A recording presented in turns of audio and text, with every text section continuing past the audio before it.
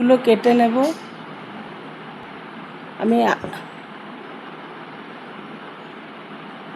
আমটা আমি আইসক্রিম করব, তার জন্য আমগুলো কেটে শাঁসটা বের করে নেব।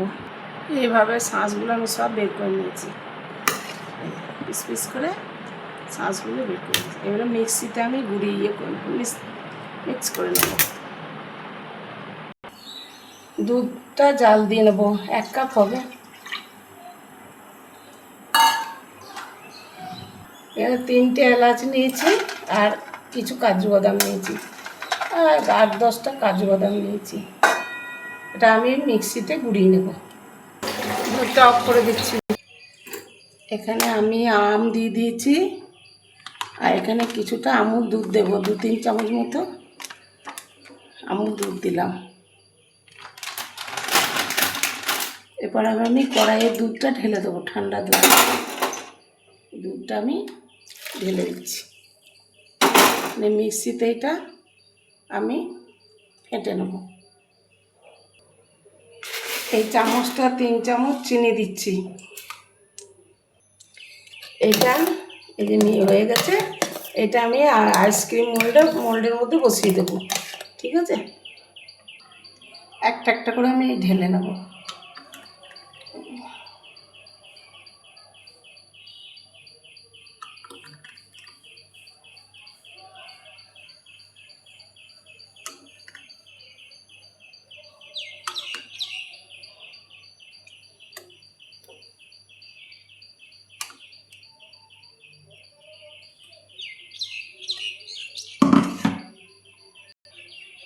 এবারে আমি 2টি করে কাজু কিশমিশ না, কাজু গুঁড়ো করে নিয়েছি, এইভাবে দিয়ে দেবো ওপরে। খেতে ভালো লাগবে, মুখে পড়লে ভালো লাগবে খেতে। তারপরে একটু এইটা দিয়ে আমি বসিয়ে রাখবো। এগুলো দিয়ে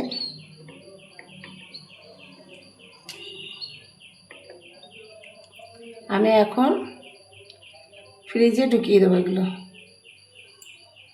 এটা আমি বিকালবেলা দেখাবো। ঠিক আছে বন্ধুরা, রাখলাম।